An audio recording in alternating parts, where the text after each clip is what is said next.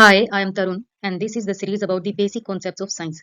So, why basic concepts are important? अगर हम previous year questions की एनालिसिस करें प्रीलिम्स एंड मेंस दोनों की, तो हमें पता चलेगा कि यूपीएससी जो भी करंट में न्यूज चल रही है उससे रिलेटेड बेसिक कॉन्सेप्ट्स पर ही फोकस करती है और उसी से रिलेटेड क्वेश्चंस पूछती है। ये 2022 के मेंस का क्वेश्चन है। उस वक्त कोरोना वैक्सीन काफी न्यूज में थी, तो इसमें यूपीएससी ने क्या पूछा है, what is the basic principle behind vaccine development. यहाँ पे वो बेसिक प्रिंसिपल जानना चाहते हैं वैक्सीन डेवलपमेंट का। सेकंड क्वेश्चन है how do vaccine work, working vaccine की उसके बेसिस को जानना चाहते हैं। Then third is what approaches were adopted by the Indian vaccine manufacturers to produce कोविड-19 वैक्सीन। तो क्या अप्रोचेस उन्होंने फॉलो की, उन्होंने एमआरएनए बेस्ड, वेक्टर बेस्ड, ये सब अप्रोचेस फॉलो की थी कोविड-19 की वैक्सीन बनाने के लिए। तो आपको अगर इनकी अंडरस्टैंडिंग अच्छी है तो आप इन क्वेश्चंस को करेक्टली आंसर कर सकते हैं। देन सेकंड क्वेश्चन 2023 में उन्होंने सेम ही उस पे क्वेश्चन पूछा है कि introduce the concept of artificial intelligence. तो यहाँ भी वो बेसिक कॉन्सेप्ट जानना चाहते हैं। तो अगर आपको अंडरस्टैंडिंग अच्छी है, आप इनको करेक्टली आंसर करते हैं, तो आपको you can score very well in such questions. तो इस सीरीज में मैं आपके साथ में वही सब जो भी करंट में चल रहा है उसके बेसिक कॉन्सेप्ट्स को आपके साथ में डिस्कस करूंगी। ऐसे ही प्रीलिम्स में भी 2022 में यूपीएससी ने पूछा है role of B cells and T cells. ये जो सेल्स हैं इम्यून सिस्टम का पार्ट है। तो अगर आपके बेसिक्स क्लियर नहीं हैं तो आप एग्जाम कंडीशन में प्रेशर में आकर के आप कोई सा भी ऑप्शन मार्क कर देते हैं। लाइक आप यहाँ पे ऑप्शन सी को मार्क कर सकते हैं कि they act as a immunosuppressant, जबकि ये इम्यूनोसप्रेसेंट नहीं होती हैं। बी सेल्स और टी सेल्स क्या करती हैं, ये प्रोटेक्ट करती हैं बॉडी को from the diseases caused by pathogens. तो यहाँ पे ऑप्शन डी जो है वो करेक्ट है। ऐसे ही 2023 में उन्होंने यूपी स्पेस से रिलेटेड क्वेश्चन पूछ लिए हैं, स्पेस रिलेटेड टर्म्स दी हैं जिनको आपस में मैच करना है। तो आपको बेसिकली अपने बेसिक्स पे काम करना है। और यूपीएससी साइंस से रिलेटेड काफी इजी क्वेश्चंस पूछती है। बस जो भी न्यूज में है उनके बेसिक कॉन्सेप्ट्स को और यूपीएससी सिलेबस के अकॉर्डिंग अपनी तैयारी करिए और science section can help you score very good marks. तो चलिए शुरू करते हैं आज का टॉपिक। अभी चंद्रयान 3 काफी न्यूज में था। India became the first country to do soft landing on south pole. तो साउथ पोल क्यों इंपॉर्टेंट है, क्योंकि it has water ice which can be used for future missions. तो ड्यू टू चंद्रयान एक स्पेस रिलेटेड टर्म है plasma, and that becomes very important from your prelims perspective. तो हम इसको समझ लेते हैं क्यों प्लाज्मा टर्म इतनी इंपॉर्टेंट है।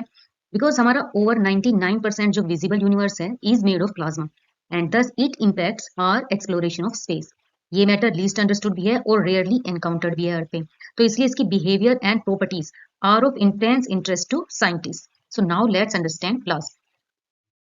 तो what is plasma? Plasma is the fourth state of matter. हमें पता है कि मैटर की 3 स्टेज होती हैं, सॉलिड, लिक्विड एंड गैस। लेकिन इसकी फोर्थ स्टेट को हम क्या बोलते हैं, प्लाज्मा। सो सॉलिड, सॉलिड में जब हीट ऐड की जाती है तो इट कन्वर्ट्स इनटू लिक्विड। जब लिक्विड में थोड़ी हीट ऐड की जाती है तो it converts into gas. And जब गैस को 10,000 से 20,000 डिग्री सेंटीग्रेड तक गर्म किया जाता है then it converts into plasma. So plasma is a superheated matter, and it is so hot that electrons are ripped away from atom and form ionized gas. So we can say that plasma is subatomic soup. And unlike gas, plasma जो है that easily conducts electricity. अभी जो ये term सब atomic soup समझाई है, इसको समझने के लिए, बेटर समझने के लिए हम एटॉमिक स्ट्रक्चर को एक बार समझ लेते हैं। ये एक एटम है, दो या दो से अधिक एटम मिलकर बनाते हैं मोलिक्यूल। तो सभी मैटर्स का बेसिक बिल्डिंग ब्लॉक है एटम। ठीक है, अब इस एटम के सेंटर में है न्यूक्लियस, और इस न्यूक्लियस में है प्रोटॉन और न्यूट्रॉन। ठीक है, और इस सेंटर के अराउंड है ऑर्बिट्स जिसमें घूम रहे हैं हमारे इलेक्ट्रॉन्स। तो ये जो सेंटर के प्रोटॉन्स हैं, न्यूट्रॉन्स हैं, और जो ऑर्बिट्स में घूम रहे हैं इलेक्ट्रॉन्स, इनको हम बोलते हैं सब एटॉमिक पार्टिकल्स। ठीक है, नाउ जो सेंटर में प्रोटॉन्स हैं उन पे है पॉजिटिव इलेक्ट्रिकल चार्ज।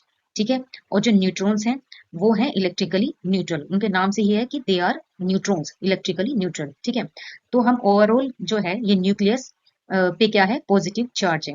ठीक है, नाउ ये जो ऑर्बिट्स हैं इनमें इलेक्ट्रॉन्स मूव कर रहे हैं और इलेक्ट्रॉन्स हैं नेगेटिवली चार्ज। ठीक है, तो ये जो नेगेटिव इलेक्ट्रॉन्स हैं एंड जो पॉजिटिवली चार्ज हमारा न्यूक्लियस है, ये आपस में ऑर्डिनरी टेम्परेचर पे टाइटली बाउंड रहते हैं। ठीक है, टाइटली बाउंड है। तो एक ऑर्डिनरी एटम जो है वो न्यूट्रल है। ठीक, क्योंकि उसमें इक्वल नंबर ऑफ प्रोटॉन्स हैं, इक्वल नंबर ऑफ न्यूट्रॉन्स हैं and equal number of electrons हैं। लाइक यहाँ पे देखिए 6 इलेक्ट्रॉन्स हैं, 6 ही प्रोटॉन्स हैं और 6 ही न्यूट्रॉन्स हैं। तो ये ऑर्डिनरी एटम जो है वो न्यूट्रल है, उस पर कोई चार्ज नहीं है। और यहाँ पे मतलब चार्ज क्या है कि यहाँ पे पॉजिटिव एंड नेगेटिव चार्जेस जो है वो बैलेंस्ड हैं। ठीक है, लेकिन जैसे कि हमने प्लाज्मा में देखा, प्लाज्मा में क्या है कि वो सुपर हीटेड स्टेट में है। तो जब इतनी सुपर हीटेड स्टेट में है तो हीट से इलेक्ट्रॉन्स जो है वो अलग हो जाते हैं, ठीक है, इलेक्ट्रॉन्स अलग हो जाते हैं और जो ये पॉजिटिवली चार्ज न्यूक्लियस है वो अलग हो जाता है। जब यहाँ से इलेक्ट्रॉन्स निकलते हैं तो ये क्या बचता है, आयन, ठीक है। तो ये इलेक्ट्रॉन्स अलग हो गए, प्रोटॉन्स अलग हो गए, तो ये एक सब एटॉमिक सूप बनता है प्लाज्मा। सो हमें पता है कि ओवर 99% जो विजिबल यूनिवर्स है that is made of plasma. इसके अलावा जो सन है और प्लेनेटरी बॉडीज हैं, ये क्या क्रिएट करते हैं अपने चारों ओर, इलेक्ट्रोमैग्नेटिक फील्ड। तो जब ये इलेक्ट्रोमैग्नेटिक फील्ड और प्लाज्मा आपस में इंटरेक्ट करते हैं तो एक यूनिक एक्सप्लोजिव फिनोमिना होता है जिसको बोलते हैं मैग्नेटिक रिकनेक्शन। इस मैग्नेटिक रिकनेक्शन में क्या होता है कि magnetic field lines constantly shift करती हैं, यानी कि ये लाइंस टेंगल होंगी आपस में, देन दे एक्सप्लोसिवली स्नैप करेंगी एंड देन ये रीअलाइन करती हैं। और इस मैग्नेटिक रिकनेक्शन की वजह से क्या होता है, यूनिवर्स में कुछ इवेंट्स होते हैं लाइक तुम्हारा जो ये है, क्रिएट होते हैं शॉक वेव्स सुपरनोवा में, ट्रिगर होती हैं solar flares on the surface of sun. उसके अलावा वायलेंटली ट्विस्ट होता है plasma around black hole magnetic reconnection process की वजह से। और एनर्जी का ट्रांसफर भी जो है हमारे around planet, that is also due to this magnetic reconnection process. Now magnetic reconnection और प्लाज्मा की स्टडी के लिए नासा ने लॉन्च किए हैं कुछ मिशन, जिसमें आउटर सोलर सिस्टम की स्टडी के लिए है पार्कर सोलर प्रोब और दूसरा है वोएजर। और नियर अर्थ स्टडी के लिए है MMS magnetospheric multi scale mission, ठीक है। इंडिया ने भी अपना एक अपना एक स्पेस बेस्ड मिशन अभी रिसेंटली लॉन्च किया है, दैट इज आदित्य L1। इसमें क्या है, इसमें आदित्य को प्लेस किया जाएगा नियर इस पे L1 पॉइंट पे, लाग्रांज पॉइंट L1। ये 5 पॉइंट्स हैं, L1 हो गया, L2, L3, L4 और L5। तो जो आदित्य L1 है वो L1 पॉइंट पे उसको प्लेस किया जाएगा। और ये जो दूरी है अर्थ की और L1 की वो है 1.5 मिलियन किलोमीटर, जो कि जस्ट 1% है अर्थ और सन की दूरी का, ठीक है। और L1 पॉइंट की यही मेजर एडवांटेज है कि यहाँ से कंटिन्यूसली व्यू किया जा सकता है सन को विदाउट एनी एक्लिप्सिस, ठीक है।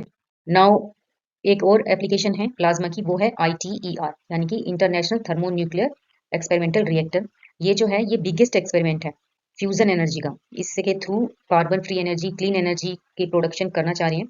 तो ये टॉपिक भी इंपॉर्टेंट है यूपीएससी के लिए और इसको मैं कवर करूंगी नेक्स्ट वीडियो में, ठीक है। तब तक के लिए धन्यवाद।